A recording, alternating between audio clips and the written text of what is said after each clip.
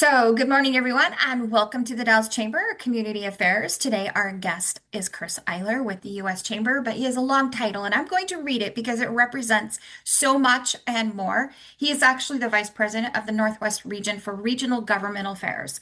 And Chris is important, not just to the communities, to the members, to the businesses, but also Chris plays a role to the chambers.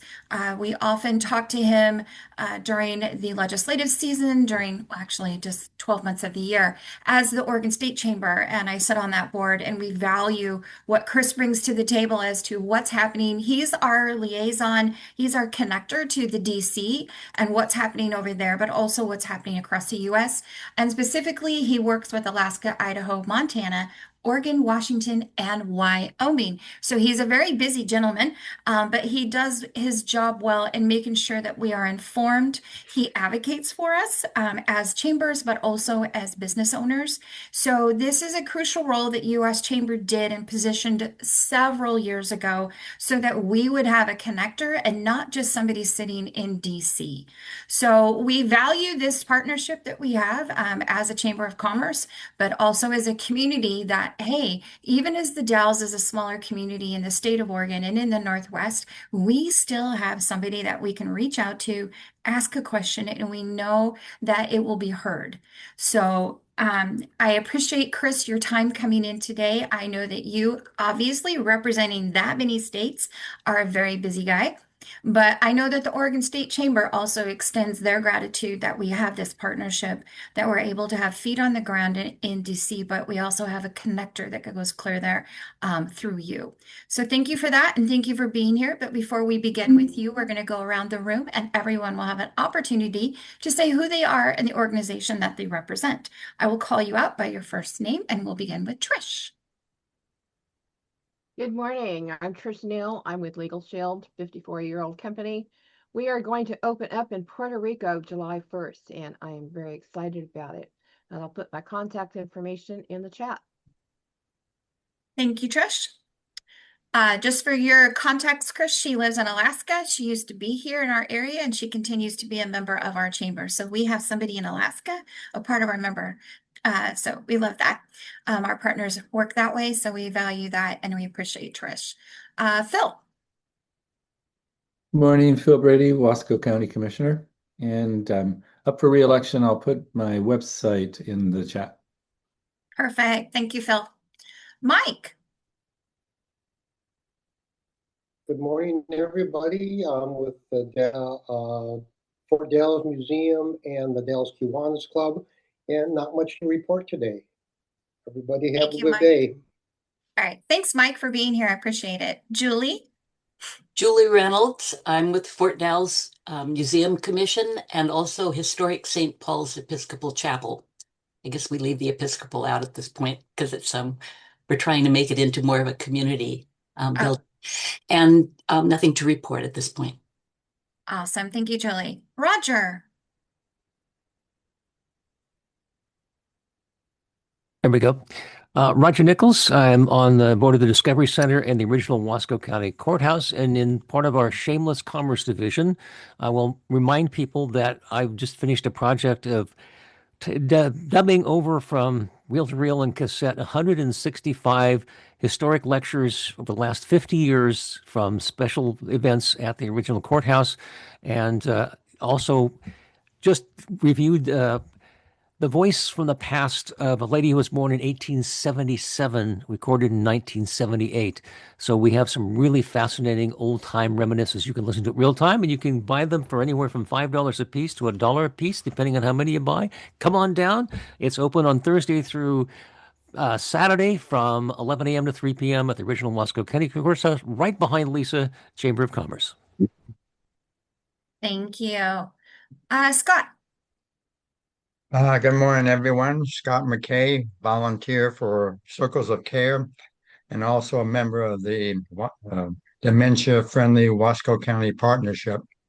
And in that regards, the partnership has instigated, and with the help of the Mid-Columbia Senior Center, there is now the Cherry Blossom Respite Program for those who are caring for someone who is living with dementia.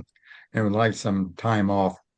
It's nice to announce that the respite program is moving to St. Paul's Episcopal Church, and Okay. Julie Reynolds knows all about that. And it's going to be, I found out, it's going to be on Tuesdays. Is it, Julie? I I think, think in the morning, right? I'm yeah, not sure of the schedule. yep. I think it's on Tuesdays from 9 to 3, and that's a positive change from when it was only in the afternoon. We find that a lot of people need that respite care in the morning, and so I think that starts next week.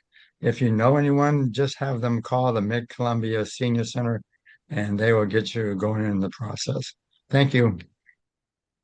Thank you, Scott. We do appreciate that service. And Julie, thank you for continuing on. It is an amazing and important, heartfelt what you can do for others in that situation. So thank you. Linda. Yes, good morning, everybody.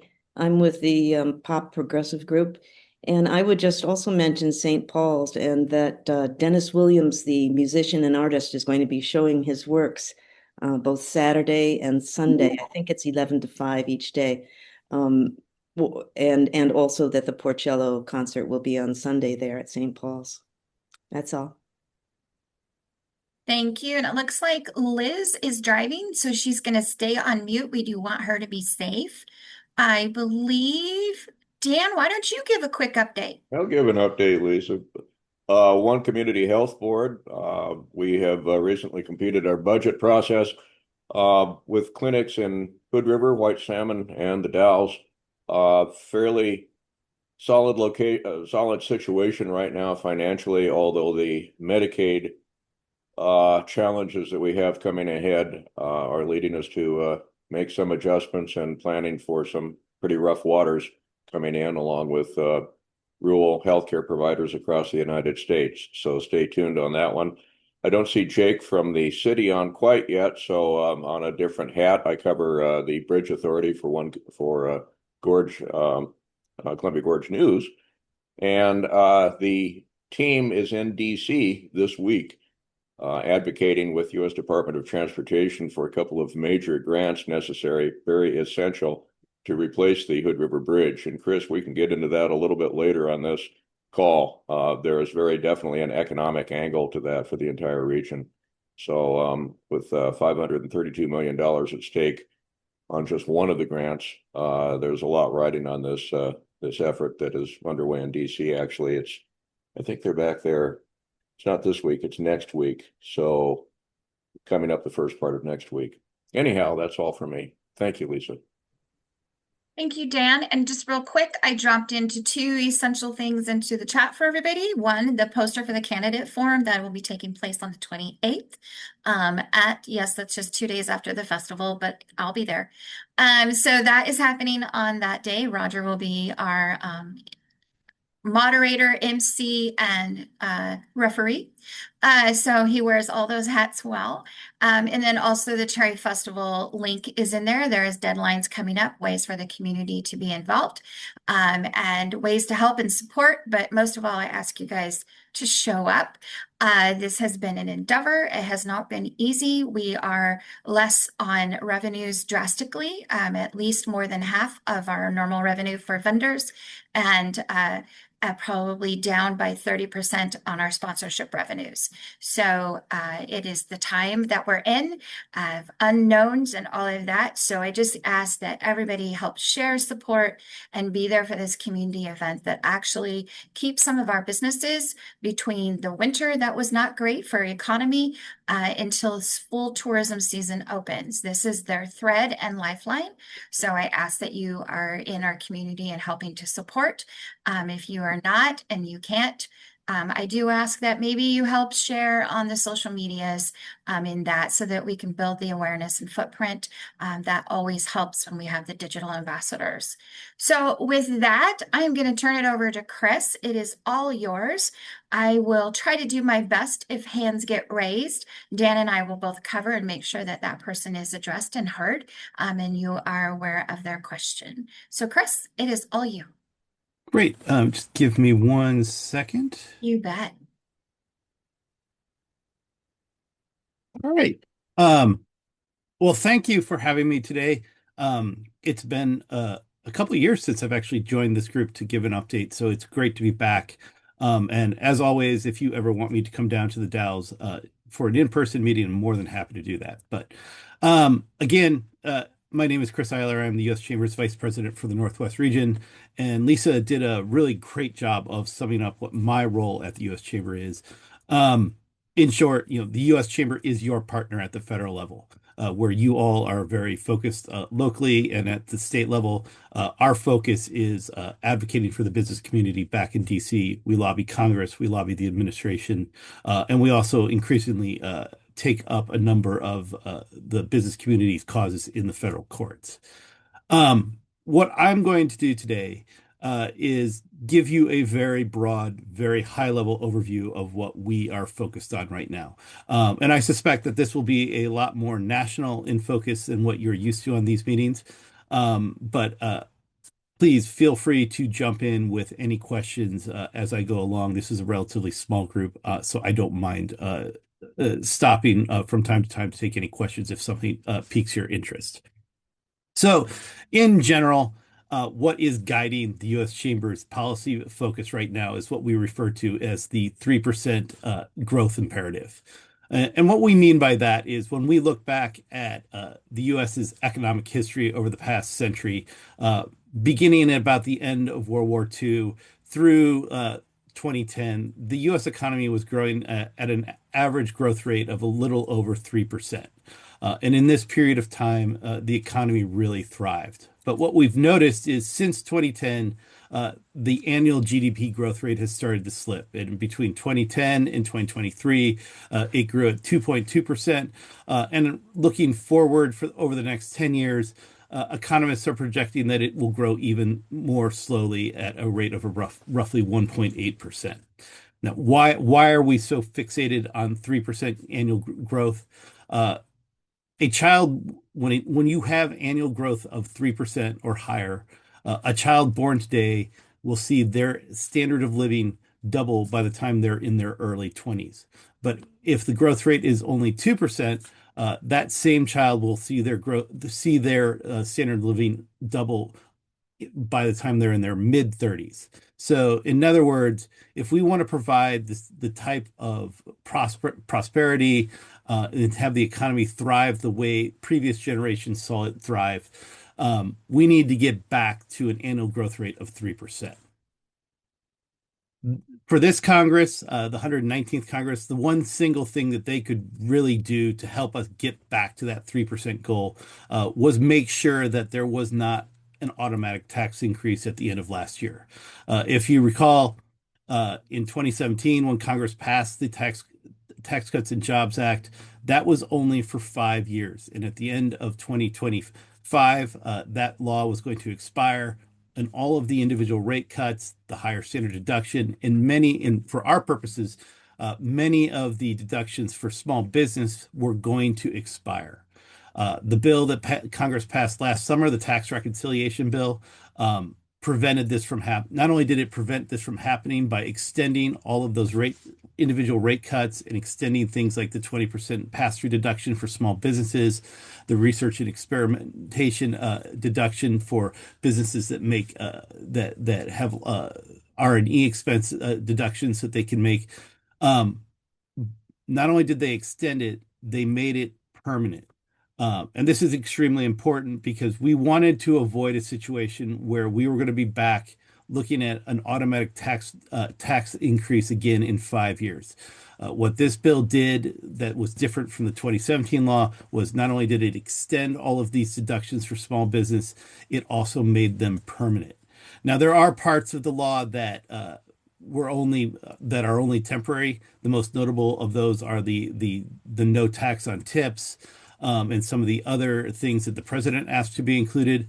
But the major things for business, the 20% pass-through deduction, the R&E deduction, the deductions for capital expenses, all of those were made permanent. And to help small businesses understand what was in that bill to help them, we have created a series of guide documents. This is our guide document, which you can download through the QR code down there in the corner for small businesses and on a number of the deductions for small businesses. The bill also included a number of deductions for businesses that provide benefits to their employees. One of the most notable of these is for businesses that provide childcare on site to their employees. One of the things our members are constantly telling us is that when they struggle to hire new employees because it's so expensive to provide help or to provide childcare. So one of the things that this bill did do is provide a deduction for businesses that provide childcare to their employees. So where do things stand this year when we look at our 3% growth imperative? Well, our friends at Moody's Analytics did an analysis, and starting with a projection that the economy was growing at 2%, and then looking at how things like the tax bill, all of the investment we've seen in AI, and some of the monetary policy we've seen over the past year, all of this has really done a lot to push us towards that 3% goal. However, there's a number of headwinds that we're also experiencing, and these headwinds are largely in the form of things that the current administration is doing, namely all of the tariffs, and a lot of what they're doing in the immigration space, which is making it that much harder for businesses to find workers. And when you look at what's happening here, the tax bill was helpful. All of the investment we've seen, particularly in the AI space, has been helpful, but the tariff policies, the immigration policies are preventing us from really getting to that 3% goal. In fact, the Tax Foundation did an analysis, and their analysis shows that all of the president's tariff policies are going to really cut into, they're not going to completely wipe out the benefits of the tax bill, but they're going to cut deeply into the benefits of the tax bill. And more, we are seeing, with respect to the tariffs, we're seeing how businesses are starting to shift the cost of those tariffs to the consumer. At the beginning of last year, when the president embarked on his tariff policies, businesses were absorbing a lot of the costs. They didn't want to raise costs on their customers. They thought that this might be temporary, but the longer it has gone on, businesses can't continue to absorb those added costs, and they've started shifting those costs to their customers. All of this is creating a tremendous amount of uncertainty in the economy. In fact, we are seeing levels of economic uncertainty that we have not seen since the pandemic. And all of this was before the current war in the Middle East. And the longer this situation goes on in the Middle East, the more uncertainty we're going to continue to see in the economy, particularly as it relates to energy costs. 20% of the world's oil and natural gas goes through the Strait of Hormuz from the Persian Gulf. But more importantly, there's also a lot of other critical minerals, fertilizers, and other raw materials that come out of the Gulf that the world economy relies on. With respect to oil, the U.S. is somewhat insulated because we do not get much of our oil. In fact, we don't really get any of our oil or natural gas from the Persian Gulf. But as you all know, oil is traded on a global market. So even though we don't get our supply from the Persian Gulf, the prices we pay are still affected by what's happening over there because oil is traded on a global market. And a lot of this uncertainty is starting to show up in our surveys of our members. We do a survey of all of our small business members, and we publish a small business index, and we just published our first quarter 2026 small business index, and it is shown that small businesses are increasingly seeing a lot of uncertainty in the economy. When you dig deeper into the numbers, the number one thing that small businesses are worried about is inflation. And this has been pretty consistent over the past several years. In fact, 17 quarters straight, small businesses have named inflation costs as their number one concern. Some of the other things that the survey showed, only 28% say the national economy is in good health. This is a 10-point drop from the previous quarter. Just 30% plan to increase staff, which is down 12 points from the fourth quarter of 2025. Only 37% expect to boost investment, which is down from 44%. But interestingly, when we talk to these small businesses, while their perception of the economy and how they feel about the economy is increasingly negative, their feelings about their own business are much brighter. 69% of small business owners say that their business is in good shape. But there is this disconnect where they feel that the economy is starting to turn sour, and they increasingly have concerns about things like inflation and interest rates. So when we're turning away from the economy and turning to the legislative agenda, how much can we expect out of Congress and out of Washington, D.C. over the next year? And the truth of the matter is, it's going to be very little. In an election year, in the first quarter, the most productive period of time is in the first quarter. That is because the longer the year goes on, the closer we get to the election, members of Congress are more and more focused on their primary election and then ultimately the general election and getting reelected. And we just ended the first quarter. And as you can see from this calendar, the deeper we go into the year, there's more and more white on the calendar. Those are days when Congress is not in session, not in DC, and members are back home. So looking forward over the next eight months, it's likely that we're not going to see a lot of legislation coming out of Congress. This is being further complicated by the fact that Congress is very, very narrowly divided. The Senate is divided 53-47 in favor of the Republicans, and the House, it varies from day to day. We've seen members throughout the past year resign for a variety of reasons. And then, unfortunately, we've seen a number of members also pass away. Right now, the House is about 218 to 214 in favor of the Republicans. That means that Speaker Johnson can only afford to lose one or two of his members on any given vote without losing that vote.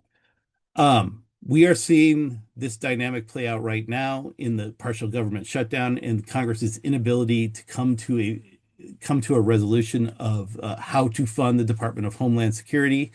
There does appear to be some sort of agreement that they're working towards that would require them to use a special procedure called budget reconciliation in order to circumvent a Senate filibuster.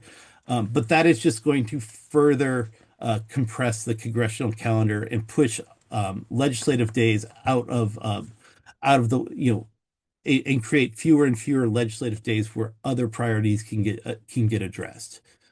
All of that being said, we do see a few areas where Congress can get some things done that are major priorities for the business community. The first of those is permitting reform. Any of you who have had to deal with getting NEPA permits or any permit under the Clean Water Act or any other kind of permit from the federal government, I'm sure you are well aware that it takes an incredible amount of time to get those permits. In many cases, it takes longer to get federal permits to build infrastructure projects than it does to actually build those projects. This is something that we are seeing in the energy space. We are seeing it in the road building space, the bridge building space, anything that requires a federal permit to build, it is taking far too long. Fortunately, we are seeing some progress here in Congress. And in fact, the House of Representatives prior to the holidays did pass two bills that would start to address the bureaucratic and expensive federal permitting process. The first of these is called the SPEED Act. This bill passed 221 to 196, meaning it had bipartisan support. It would address the permitting process under NEPA. It would make it more transparent, move it along more quickly, and it would also address after you get a permit, how often or how easy is it for other groups to challenge those permits once they've been permitted in the courts? Again, this is a bill that has bipartisan support. And when it comes to permitting, there is a recognition on both sides of the aisle that this is a problem. Democratic members of Congress increasingly who advocate on behalf of things like alternative energy projects, wind power, solar power, they recognize that those projects are also running into these problems when it comes to permitting. And then everyone agrees that when it comes to siting things like transmission lines, it's taking too long to get those transmission lines sited to get the power that's generated by, be it wind power or even fossil fuel projects. It's taking too long to get the transmission lines sited to those projects. So again, there is bipartisan support for permitting reform. The other bill is called the Permit Act. This would do much of the same, much of what the Speed Act does for NEPA, but it would apply a lot of these reforms to the Clean Water Act to move the permitting process under the Clean Water Act more smoothly under the Clean Water Act. Related to this is our other major priority for this year, and this is something that I think Dan alluded to at the beginning of the hour, and that is that the federal surface transportation bill is up for reauthorization this year. 5 years ago, Congress passed the Infrastructure Investment and Jobs Act. This was the largest investment in our built infrastructure.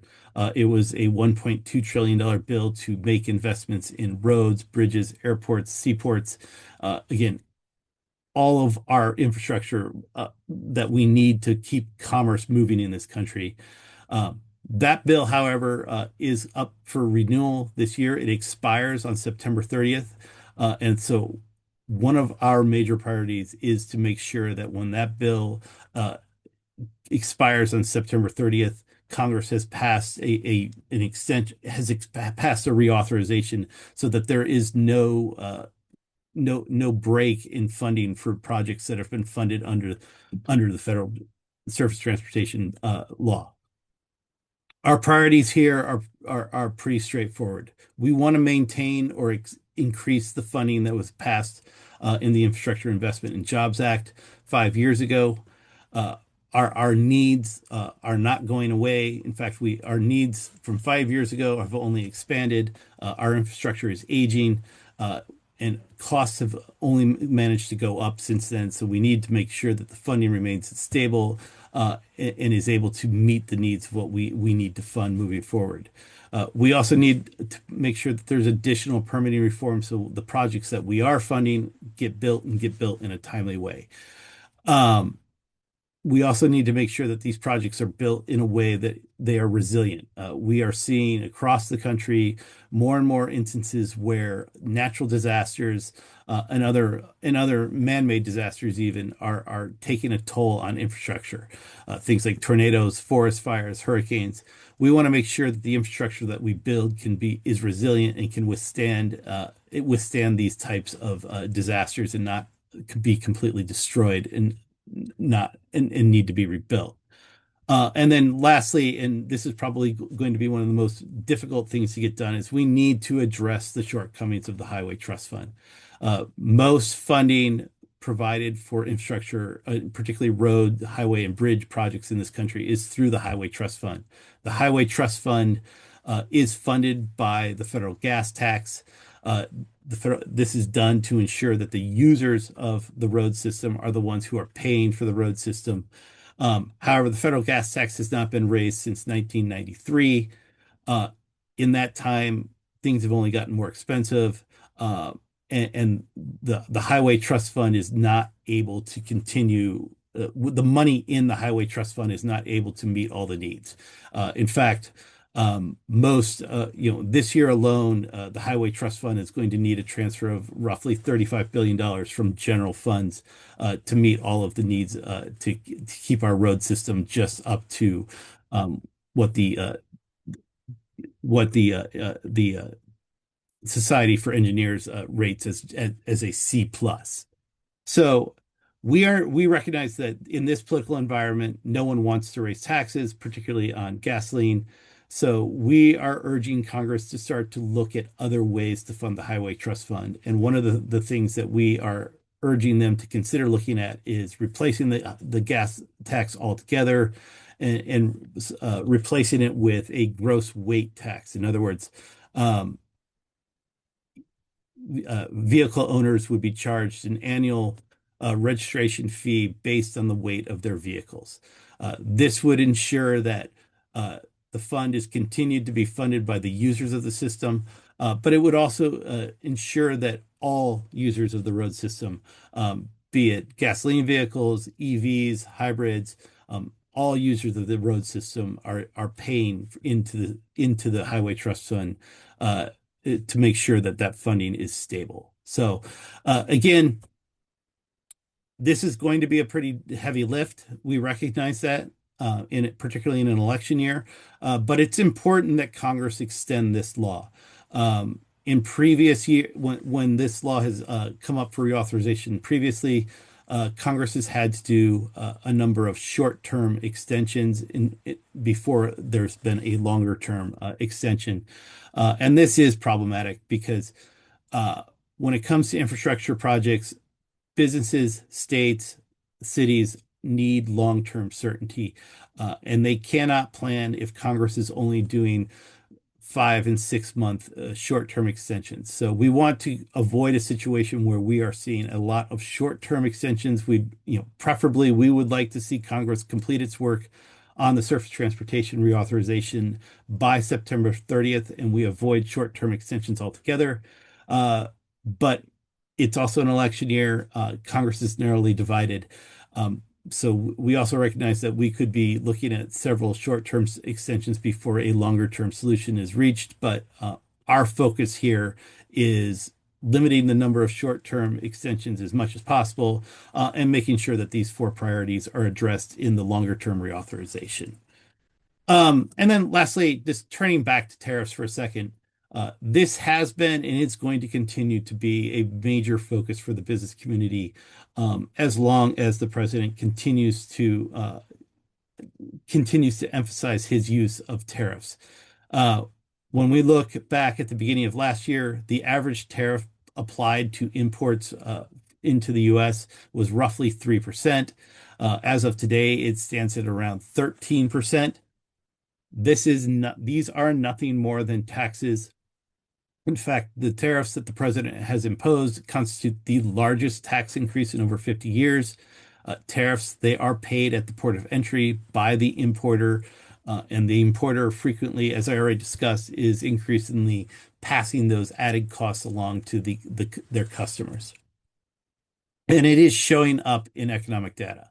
When you look at the economic growth across 2025, you had this situation where in some quarters you had really robust growth. In other quarters, you had very bad growth. In fact, we had one quarter where we saw negative growth.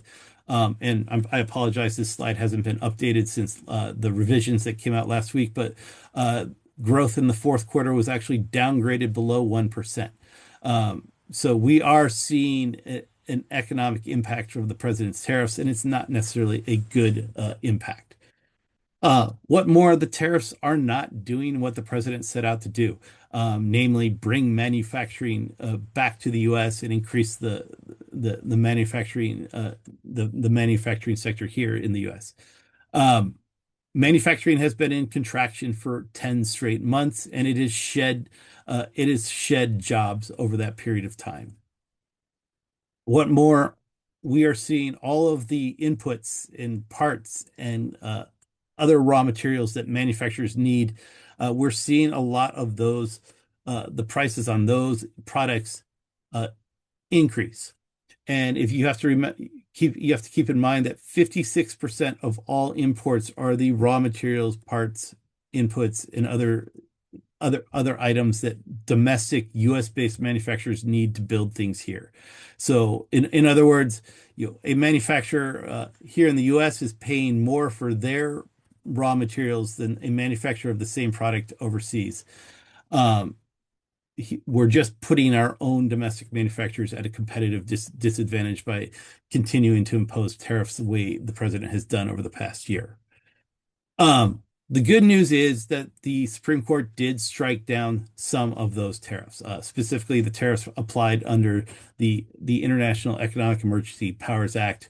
The court agreed with the business community that the president does not have the authority under the IEEPA statute to impose tariffs in the way that he had been imposing them. These are the so-called reciprocal tariffs, the ones he announced on his Liberation Day last April.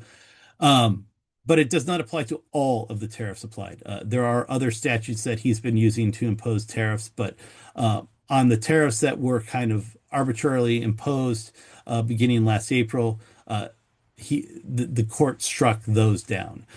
So our focus here is making sure that businesses are able to get refunds of the tariffs they paid.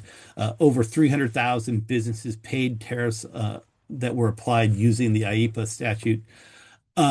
200,000 of those businesses were small businesses. So we want to make sure that this process is as smooth and painless as possible. Small businesses do not have the capacity or the bandwidth to get into protracted legal fights in order to get their money back. The good news here is that the administration generally sees our point of view on this, and they are working with us to make sure that businesses who apply for tariff refunds are able to get those. However, that does not mean that the president is not looking for other ways to reapply many of those tariffs, and he's looking at other statutes. He's already used what's called Section 232 of the Trade Expansion Act to imply sector-specific tariffs on things like steel, aluminum, auto parts, copper, and he just recently imposed tariffs on pharmaceuticals using Section 232. When the court struck down the IEEPA tariffs, he used what's called Section 122 to temporarily impose a across-the-board 15% tariff, but that is only temporary. The Section 122 only allows him to impose tariffs up to 150 days. But the expectation is when we get to the end of that 150 days, which will be sometime in July, that he will be looking at some of these other statutes to impose tariffs. Again, he'll look at Section 232.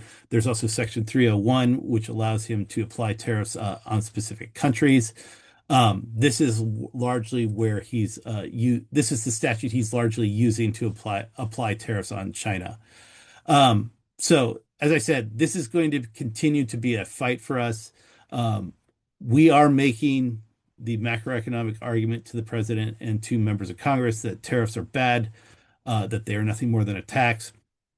But what we really need from you all is stories about specific businesses in your community that are seeing their operations impacted by the tariffs. Again, making the macroeconomic argument is quite easy for us, but what really resonates with policymakers is when we can point to a specific business that is the tariffs are making the difference between their ability to hire more employees versus not hire those employees, or whether it is making the difference between whether they can expand their operations. When we can point to those examples, that really does resonate with policymakers and help us make the case to both the administration and to Congress that this current approach with tariffs is not working. And then related to this, also this year, the USMCA is up for review. 5 years ago, during the first Trump administration, the president renegotiated North American Free Trade Agreement. The resulting agreement was the U.S.-Mexico-Canada agreement. Our focus here is largely going to be on maintaining the status quo. The USMCA has been tremendous. This is not to say that NAFTA and USMCA have not caused some disruptions here and there, but by and large, it has been a success. And our economy has thrived since the initial passage of NAFTA roughly 35 years ago. And I think this infographic from the Washington Post really illustrates how the economy has kind of structured itself over the past 35 years since NAFTA, and how supply chains now are not just they're not just national the supply chains, they're international supply chains across the entire North American continent. This infographic tracks one part that goes into a Chevy Silverado truck. It starts off as raw aluminum in Quebec. It goes to Mexico where it's molded. It goes back to Ontario, then to North Carolina, then back to Ontario, and then ultimately ends up at the final assembly plant in Fort Wayne, Indiana. Um, without the trade agreement, without the USMCA trade agreement, every single time that part crosses a border, it would be subject to a tariff. But because of the USMCA agreement, you can move that part around across borders before it gets to the final assembly. Now, keep in mind with cars, trucks, these are products that have upwards of 30,000 parts. So just extrapolate that, the cost of a part that is moved across the border multiple times across 30,000 parts. And you can see how if the USMCA agreement were to go away and parts were tariffed every time they crossed the border, how much that would add to the cost of a vehicle. So again, our focus here is there are areas where you can tweak the USMCA, but by and large, we want to maintain the status quo because we do see the benefits where these international supply chains have really benefited the business community and the American economy. And then before I get to questions, I just a few quick thoughts on the elections. It is an even number year, so 1/3 of the U.S. Senate and all 435 members of Congress are up for re-election. And at this point, it's hard to, I'm not going to make any hard predictions on what's going to happen. But all of the elements are there for a change election. You have an incredibly unpopular president, a very unpopular Congress, and an economy that people are increasingly very, very sour about. Plus, we have seen a trend over the past quarter century where there have been 13 election cycles, and in 11 of those election cycles, either the House, the Senate, or the White House, or some combination of all three have changed party control during those election cycles. So you have a situation where the voting populace is very surly.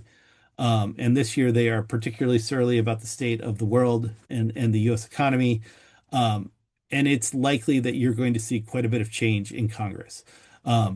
It's more likely than not at this point that you're going to see a lot more change in the House than in the Senate. And that is because in the Senate, again, only 1/3 of the Senate is up for re-election.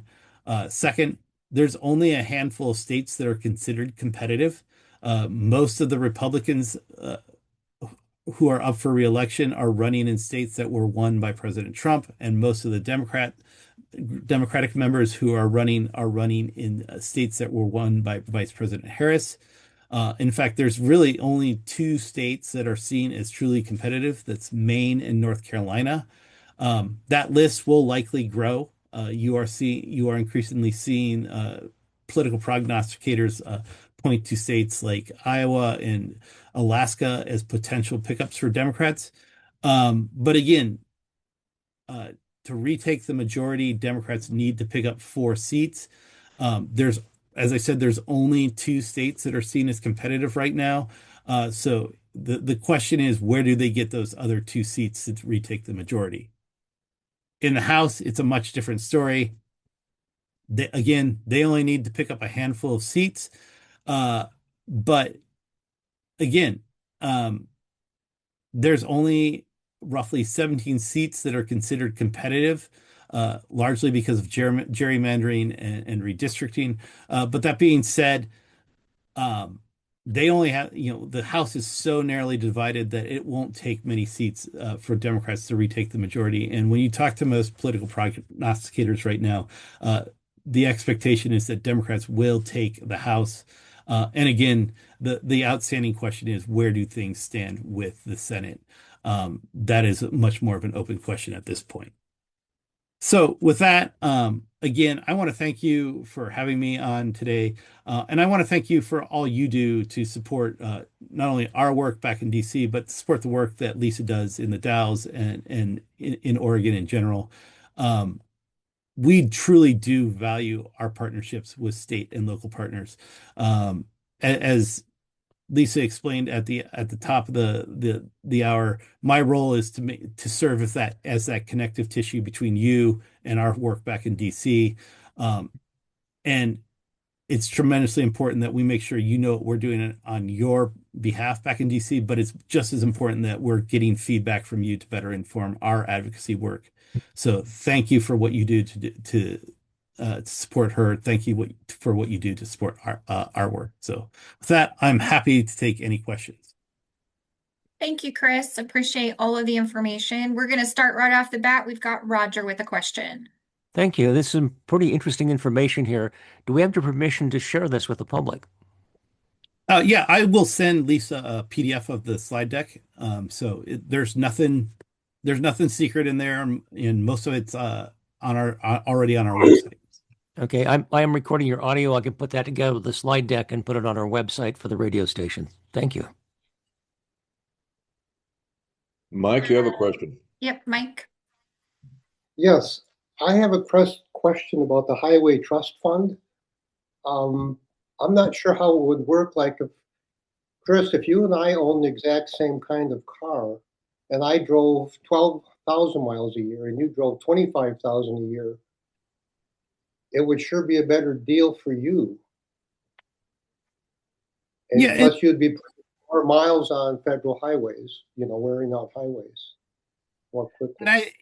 And there are still things that do need to be worked out. This is a proposal that we want to get Congress thinking about and starting to consider. It still needs,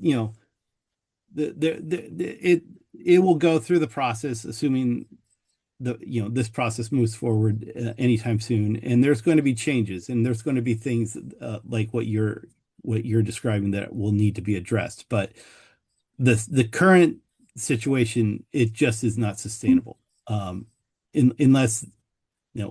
Unless they raise the gas tax, which no one really wants to see right now. Things have just gotten more and more expensive, and we need to find a way where the revenue coming into the Highway Trust Fund is more stable, more reliable, and is addressing the needs of what we need to build. And right now, anyone who's driving an EV is not paying in at all. So we want to make sure that we want to spread the pool a little bit and see more users paying in. But you raise a good point. Like, people who drive farther under this proposal would probably not pay as, if you're paying a flat registration fee, someone who drives less is paying more per mile than someone who drives farther. Julie, and then Phil. Chris, you've been talking mostly about manufacturing and transportation. In the Dalles, tourism is one of our main commercial focuses, and I can see how better roads help people come to the Dalles. Do you do other work that has to do more directly with tourism and history? Well, I think on tourism, one of the things we are raising a lot when we talk about the problems that the tariffs are creating is that we are hearing from communities all over that tourism has taken a hit, and a lot of those communities attribute it directly to the way the administration has imposed tariffs in a pretty punitive way, particularly when it comes to Canada. I have been told by communities across the Northwest that they have seen the number of Canadians coming to visit drop dramatically. So we don't necessarily address tourism directly, but it is something we raise when we're talking about things like tariffs and the importance of trade. Thank you. Bill, oh, go Go ahead, ahead, Phil. Phil. Thank you very much. Appreciate this and appreciate our ability to share this. And Lisa's recording it too, and we'll put it up on the website. I spoke at the Gorge, our Wasco County Commission, a topic related what Dan Spatz mentioned of our medical agencies going to be suffering from less availability to Medicaid rather. And I invoked the tragedy of Cassandra, the Greek prophetess who, Julie, you recognize that could see the future. And it was a blessing and a curse because nobody would listen to her. So she lived in constant pain, knowing what was going to happen and not being able to do anything about it. And it applies pretty well to the changes coming to Medicaid availability. They're going to contract the One Community Health where Dan works, and I'm on board of three other medical establishments here who are also seeing the same dire future. So I'll stick with Cassandra for a second. Nobody listened to her because she was hard to understand. And I'm thinking, from your point of view, working with legislators, what more can we do to help them understand? But we heard the same thing, tell our stories from our own representative, Cliff Pence. I wanted to are there things we can do to change their resistance to being able to hear our stories? Like, why are they sticking with the line?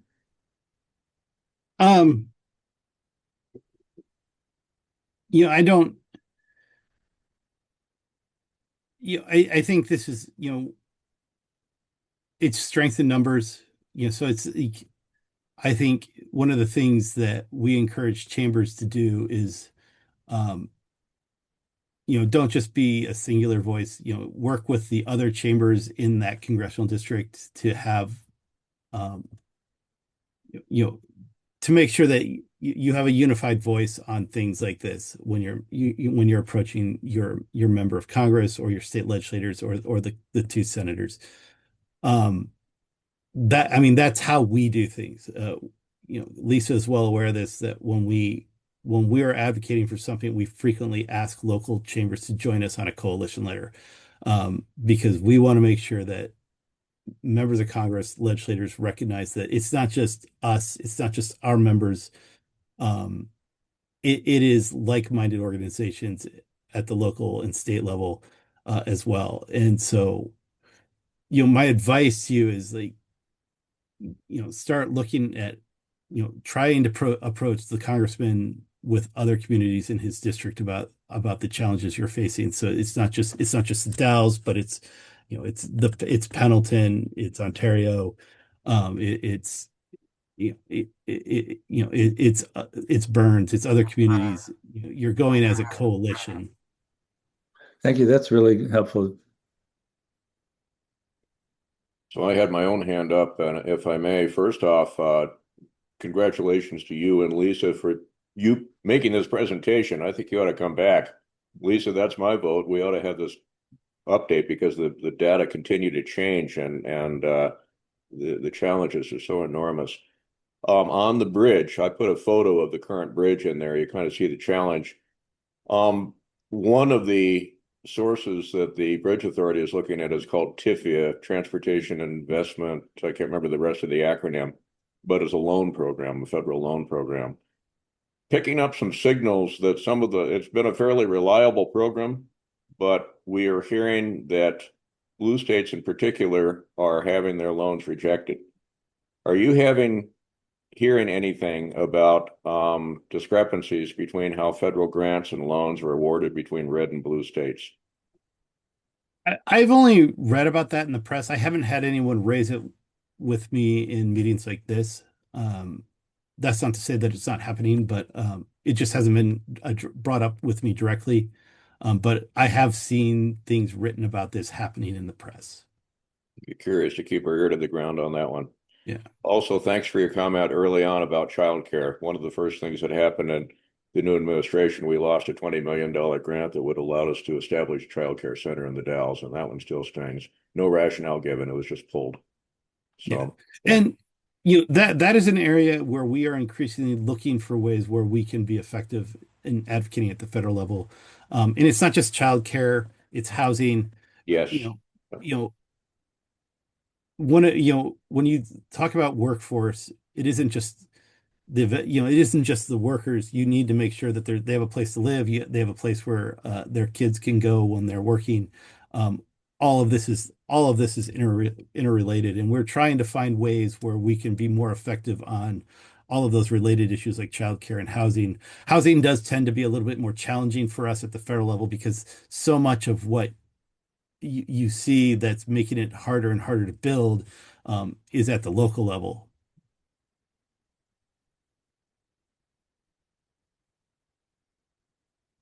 Other questions for Chris? This is fascinating. And Chris, I'm glad we could share the slides. I was actually copying your slides left and right because the data was so cool. I will make sure that I email you guys the slide deck as soon as he gets it to me. So yeah, you guys will have it. We'll also put it out there with the when we put it all on YouTube, we can attach a document, so we'll make sure it's with it. So we'll just put you everywhere, Chris. I don't know how I feel about that. I'm gonna be on YouTube. I'll make you famous. So no, if there's no more questions, Chris, thank you. That was so much information. I appreciate that. I love having you as our partner and our liaison, both as the Oregon State Chamber Board and also as the Dalles Chamber. We'll make sure we get you back on here, and then sometime we'll get you down here. We'll take you out on the boat. We'll do it live from the boat. That'll be more fun. Yeah. Like I said, I'm more than happy to come. I'm based in Seattle, so it's an easy drive. Yeah. And frankly, I prefer being in person than Yeah. over Zoom. We do this by Zoom, but we'll find an event that we can do stuff in person and be able to have that around the room and round table on that piece of it. So there is stuff in the chat, so make sure you grab it super quick before I shut us down. As you know, Cherry Festival is next week. We have deadlines this week for activities, parades. All of those factors are there. If anybody has any questions, they can find me. We can do our best to answer. I even put a map of how it's going to lay out in this community. So that is in there in that chat also. There's all of those parts and pieces for you. But most importantly, we hope that you will be a part of everything that's going on next weekend, the 24th through the 26th, most of it the 25th.